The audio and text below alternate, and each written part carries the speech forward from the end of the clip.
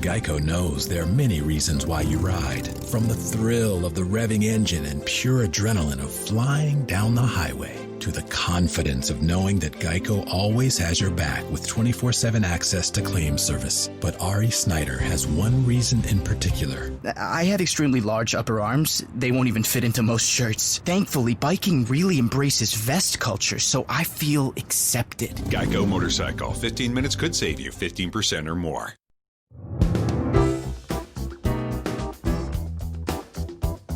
Major support for Out to Lunch is provided by the law firm of Jones Walker, established in 1937 with over 375 attorneys in offices throughout the U.S., providing a comprehensive range of services to a local, national, and international client base. JonesWalker.com. And by Hancock Whitney. Hancock Whitney is here for families, here for businesses, here for communities during this challenging time. Visit HancockWhitney.com/COVID-19 for the latest.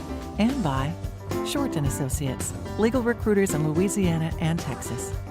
From across Louisiana, we're out to lunch with Peter Ricchiuti, Stephanie Riegel, and Christiaan Mader.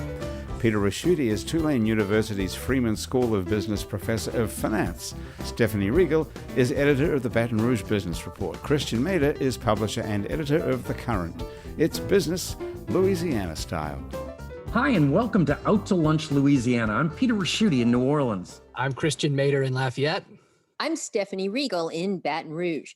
As Louisiana reopens and we continue to navigate the fallout from the COVID-19 pandemic, Christiaan, Peter, and I are taking a weekly statewide look at what's happening in the world of business and finance. And it's not all doom and gloom out there. There are some businesses who are thriving in this current downturn. Today, we're going to find out about two of them. Jennifer John's local company, Pang Wangle, is doing gangbusters. Pang Wangle makes an eco-friendly line of women's clothing that comes with a special superpower. It's bug resistant. For some reason, which we're going to find out, the quarantine has given Pang Wangle a national profile. And while everyone else has been holed up working from home or not working at all, Meg Arsenault has found herself run off her feet at her bike shop. Bicycles have become a hot item during the pandemic, and we're going to find out why. Before we get to that, there's no two ways about it. This is a tough time to be in business. There is help available to get through this rough patch in the form of business loans, even grants.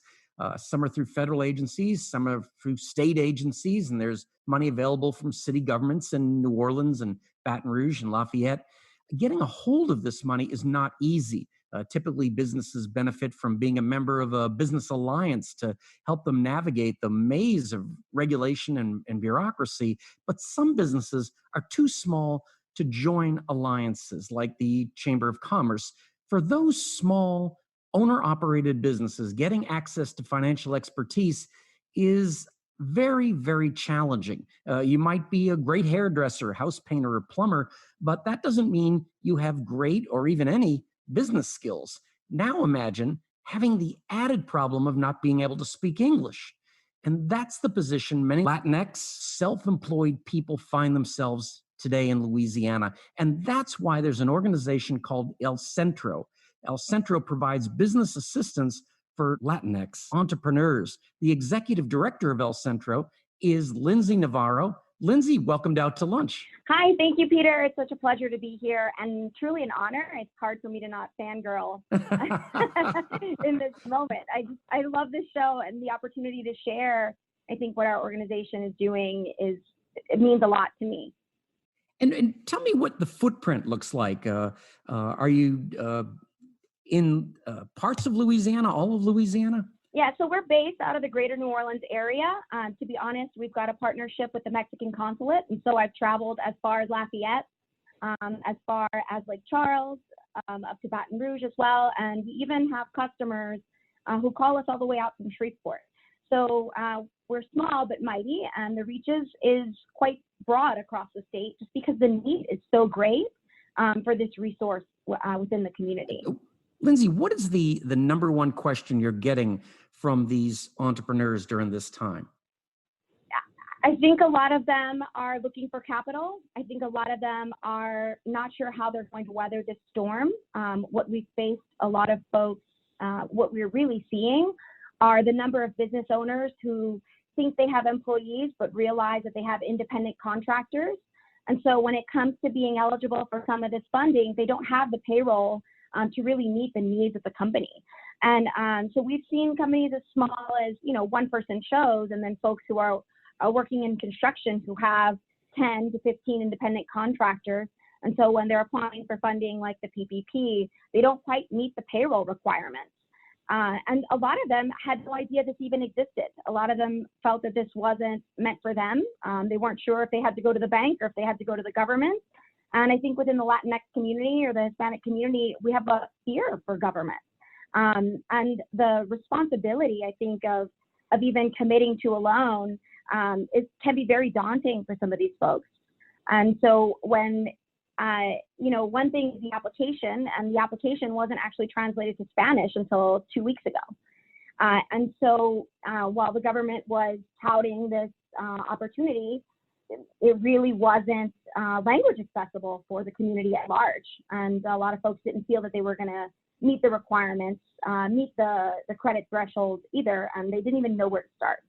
So it's been interesting to have to educate the community and work with them. And so we work with Latinx individuals hand in hand, individuals and entrepreneurs in accessing that capital, helping them complete those applications. At first it was the EIDL, and helping them gain access to the portal.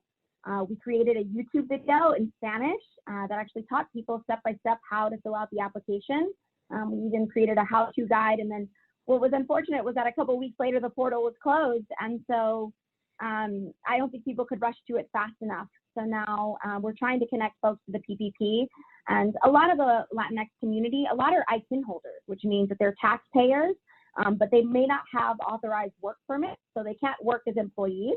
So they then by default are qualified as independent contractors. And so a lot of them didn't see themselves as eligible for some of this funding. So I think educating them in that aspect in and of itself was, demystifying this. Lindsay Navarro is the executive director of El Centro. Lindsay, thank you so much for joining us on Out to Lunch, Louisiana. Thank you, Peter. It was a pleasure. You're listening to Out to Lunch, Louisiana with Peter Ricchiuti in New Orleans, Christiaan Mader in Lafayette, and I'm Stephanie Riegel in Baton Rouge. Before Hurricane Katrina blew me and my family to Baton Rouge, I was a journalist and news reporter at WWL-TV in New Orleans. One of my colleagues there was fellow journalist Jennifer Johns. And Jennifer joins us now. Jen, it's great to see you again. Welcome to Out to Lunch, Louisiana. Great to see you. I love the show. Thank you. Well, I'm still a journalist, but you are smart. You got out when you could. You are now the founder and CEO of a company, and one with an intriguing name, no less, Pang Wangle. So the story goes that while you were out in the field reporting, you were so sick of getting bitten up by mosquitoes and other bugs that you created a line of bug-resistant clothing for women. Scarves, wraps, pants, hats, and bags that are not only stylish and lightweight for life outdoors in the South, but they're also impregnated with a safe and long-lasting bug repellent. Things apparently have been going pretty well since you launched the company at the end of 2017, and then along came the pandemic, COVID-19. But instead of decimating your business like so many others, it somehow got you coverage in the Los Angeles Times, the Washington Post, New York Lifestyle Magazine, and on a coveted BuzzFeed site. Is all this pandemic publicity a result of your superior media skills honed during your years at Channel 4 or something else?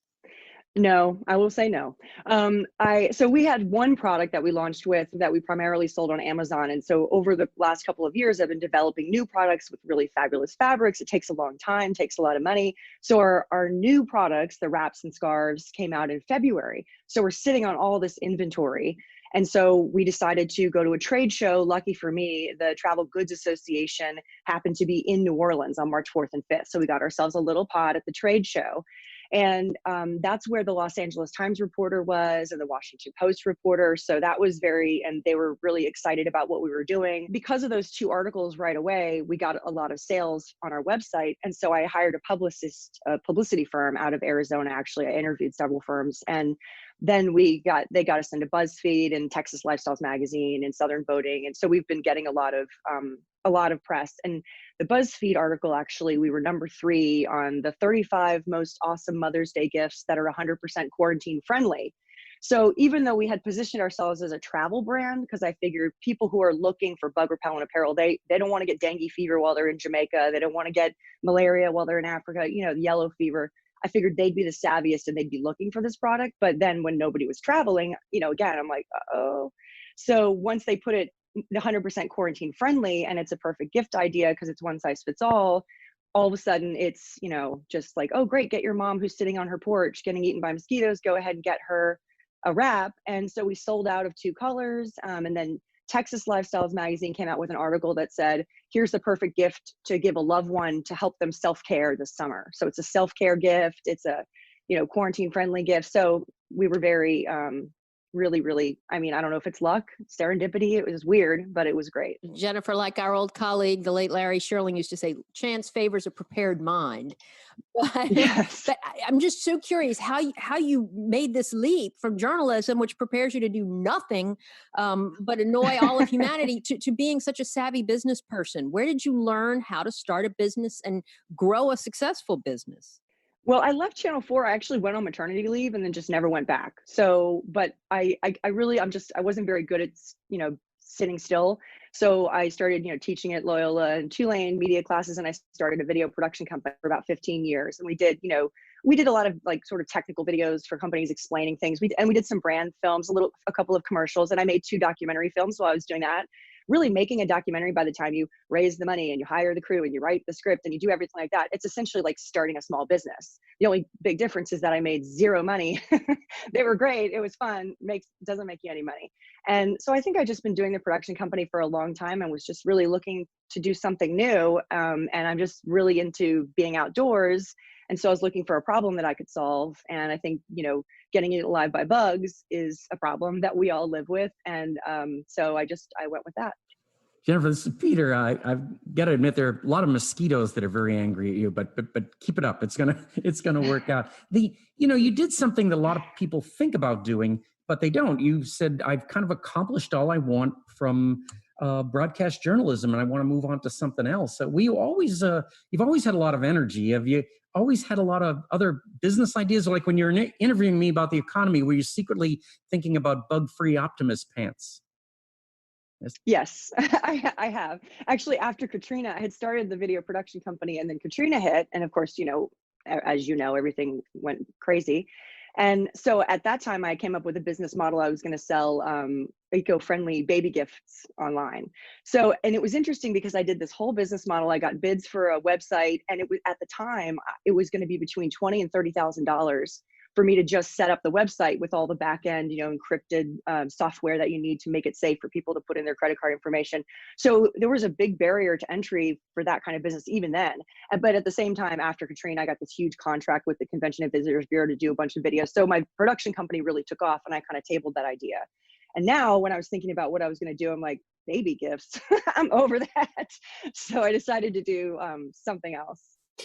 So the thing that's really burning in my mind is if this stuff is like this magical mosquito repellent. This is Southern Louisiana, a place where you cannot go, 2 feet without getting, absolutely devoured by mosquitoes. Why don't we make everything out of insect shield? I mean, what is it about this material that like we can't just plug it into, my jeans, to this check shirt that I'm wearing? I mean, why isn't it everywhere?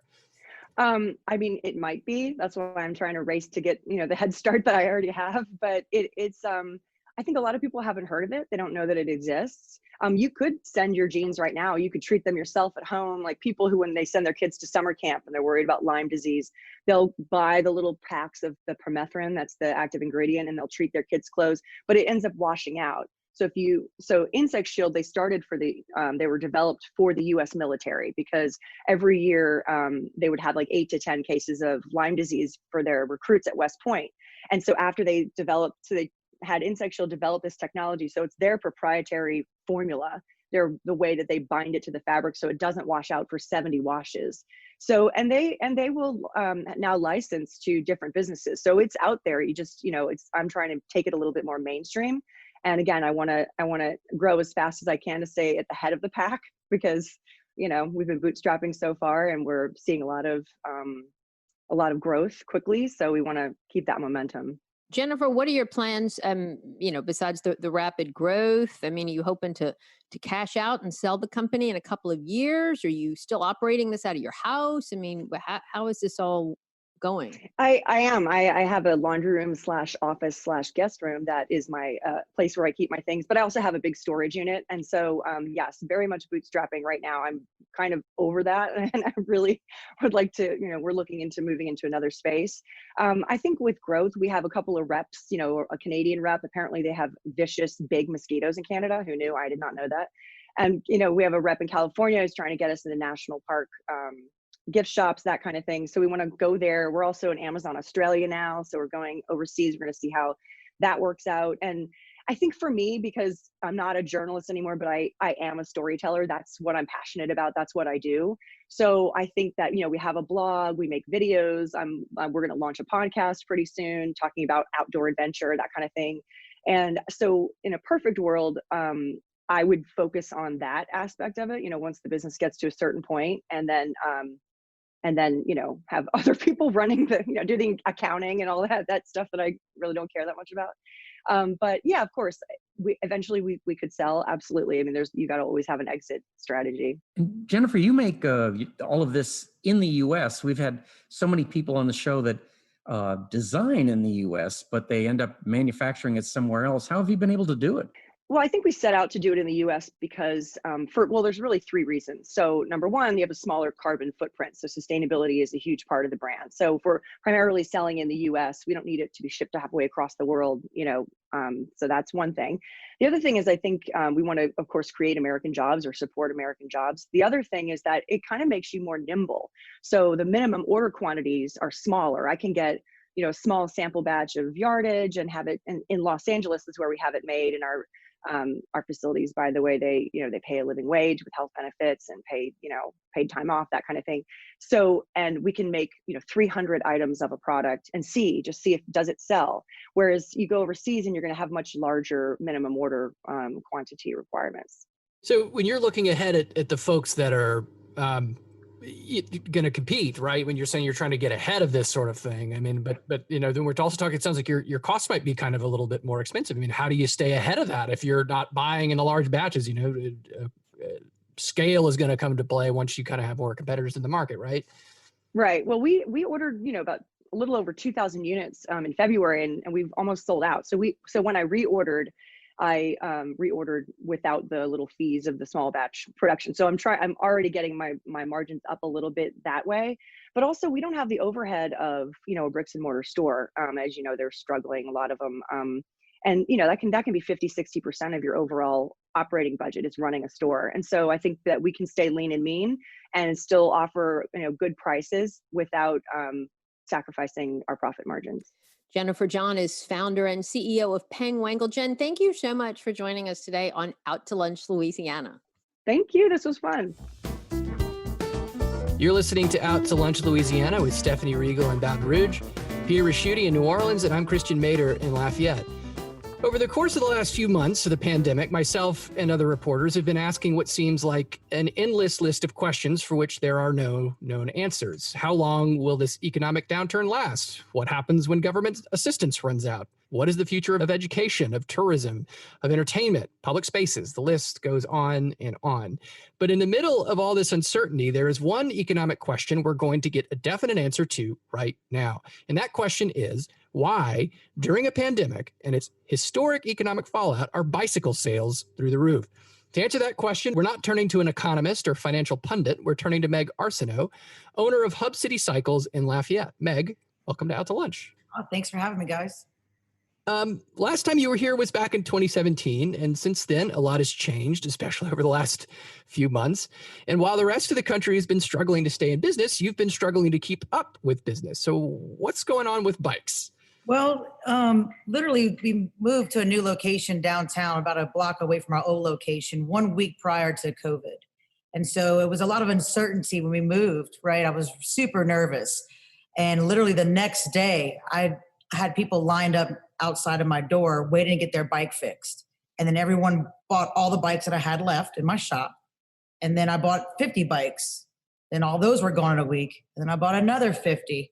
And then all those were gone. And in this last 3 months, I have sold more bikes than I do in a year. So it's just been incredible. And then now we're out of bikes until probably mid-July. So we're just pre-ordering bikes right now. There are no bikes to be had. All the bike companies are out of bicycles. So you kind of dodged, I think, unintentionally my next question, which is like, it's summertime, right? which would make you think, okay, well, this is the time that people may be less inclined to go biking. At least that's the conventional wisdom. I was going to ask, will your bike sales slow down? And it seems like that is a moot question because you don't have any bikes to sell anyone. It's really wild because we're still selling bikes every day. And actually, Christian, our busiest time of the year is summertime. Kids are out of school, parents want to get bikes and the kids need new bikes. So they're outgrowing the last one. So summertime is definitely busy. Fall, spring, summer, fall, and then it slows down in January, February, of course. But we've been really blessed. A lot of our sales are attributed to repairs. We are right now, we just went from 18 days to about 2 weeks now. We've kind of caught up with bicycle repair, if that's even catching up. And we really had a formula from the get-go. We realized that if we started doing small repairs every day from 11 to 12:30, that we could actually get more people through the door, right? And sort of keep up with it. And that has really helped us. A lot of people have been very stressed. A lot of bicycle shops and we just really embraced it. I hired 2 new people, and we just started rolling out. We just got ahead of the curve, I guess, and just didn't let it stress us out. Just like looked at it as, wow, look at us. This is the busiest we've ever been. Meaning and like gaining so many new customers as well. So we just hope that this continues after the COVID, but I don't think COVID's going anywhere. So I say bicycles are here to stay. And it's certainly been the same in Baton Rouge. I know the bike shops here have been slammed in the same sort of way. What's the story on the lack of supply? I mean, how long until the manufacturers are able to catch up and get you the inventory that you need? Well, I mean, I don't know if a lot of people know this, but bicycles are kind of like automobiles. Everything's been made in China since the late 70s. Everything kind of moved from America to overseas. So they actually have made bikes. We've had several crates of bikes. I hold about 1,000 bikes at a time come in, but they're only allocating so many bikes per shop. And so fortunately, we've been able to, keep selling bikes, but it's like all the new bikes for 2021 will be out in August, and then we won't have a shortage again. They'll just keep producing. So we're very fortunate with that, but it's a month of lull for sure that I've been dreading. I knew this time would come. And it's really hard to convince some Cajuns why they don't have bikes. And then why, like, we've never been in this place before. So it's all new to us, as well as trying to explain to our customer, hey, I'm sorry, you're going to have to pre-order a bike. No, I'm sorry, I don't have anything for you to sit on. But if you don't pre-order this bike, you won't have a bike till next year. How do you tell someone that? How do you sell that to somebody? So we've been we ask people to come in. We've actually got to spend more time with people and explaining to them the process that we have to go through and how wild it is, and just grateful for everyone's patience throughout this whole ordeal. Meg, this is Peter in New Orleans. I wanted to ask you about your shop. Is one of the reasons it's so popular is you have a huge, they run the gamut in terms of pricing and such. When I go to bike shops, they tend to be for lack of another term, bike geeks, really high-end people that just all they want to talk about. How did you make that decision? Do you think eventually those people kind of move up the chain? Yes, great question. So my business plan was to be a neighborhood bike shop. I didn't want to, I definitely can sell high-end bikes, but I can sell more bikes at a, more affordable price range, right? I'm only going to sell so many $2,000 bikes, but I can sell, I sold $250 bikes. So, it's just supply and demand, just figuring out whatever works for you. Now, building bikes is hard because bikes don't just come built, right? They come in a box. So you have to assemble them. And a lot of people don't understand is it takes a skilled, I have people with 10, 15 years experience building these bikes, and it still takes them probably around an hour to build these bikes. And so you also have to take into consideration into your profit, your loss. And so selling low-end bikes I don't have a lot of profit there, right? So, but yeah, we are a neighborhood bike shop. We also sell used bikes. I'm out there, I'm searching for bikes every day at different places, like Craigslist and whatnot, and Facebook Market, trying to find used bikes I can bring it in, fix them up. So let me ask you a question about riding, because I am a cyclist and I have been for years. And so when this happened, I was right there jumping on my bike. I ride it almost every day. And one of the articles that a Dutch cycling magazine posted in March that made the rounds on social media talked about the distance you have to be safely when riding with a group to avoid getting COVID. And it was something like basically a half a mile. I mean, so all sorts of people, well, the guys I ride with didn't want to ride in a group anymore. Other people, maybe not so much. But I mean, is there any best practices? Is it safe, during this pandemic to ride in a group? It doesn't seem to be bothering your customers apparently, but do you have any wisdom on that?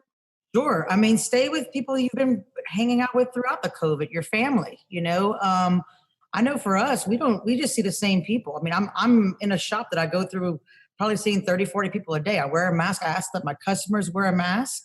Is it hard? Yes. Not everyone wants to do it, but as long as you're outside, I think that you're safer, but get with your family, ride with them. I mean, we have like a little group that we ride with, but we definitely stay distances when we stop. We're not like sitting next to one another. I mean, you can still practice social distancing on a bicycle. It's actually the easiest way, I believe. Meg, I mean, lastly, you kind of mentioned earlier that, you've hired a couple more people, you've sustained more volume, that you feel like it doesn't, you said COVID seems like it's kind of here to stay, but we're all sort of hoping that it isn't. So, I mean, do you think that the things that are making people want to, bike more during the pandemic are going to stick around? Is that something you're counting on? Well, I hope that people learn from this whole thing. The silver lining is that everyone needs to slow down. They need to put down, their phones or whatever. And there's people right next to you to hang out with. And I think a lot of people discovered that. I don't know about it for y'all. When I would drive around, I was picking up bicycles too in neighborhoods to repair. And I was driving around, I would see families outside. I haven't seen that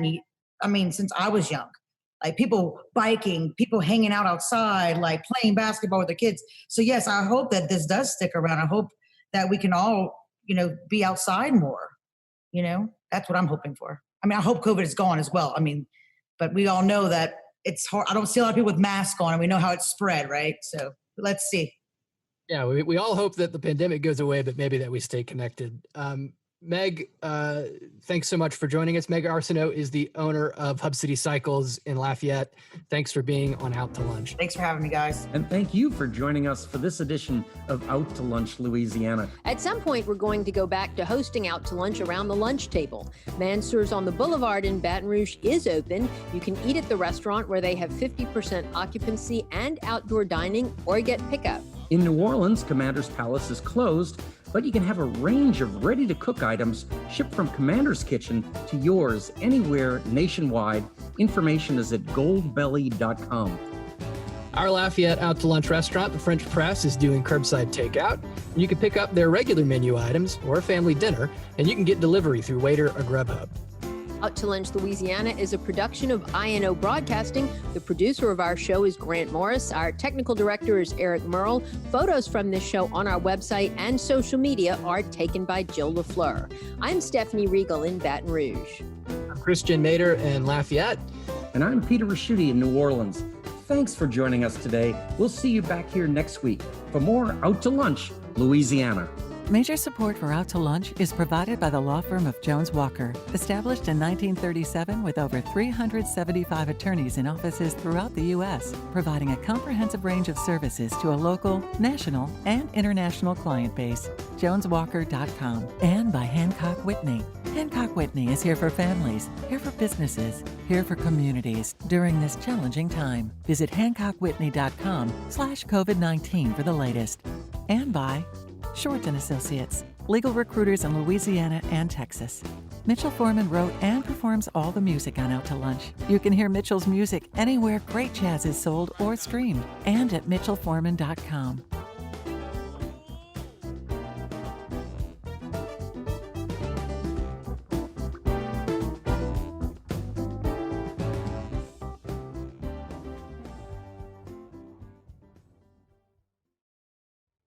Geico gets you access to licensed agents 24/7, which means that Geico is always there for you. If only everyone was always there for you. Like your mom, when you fill out really, really important paperwork on the first day of a new job.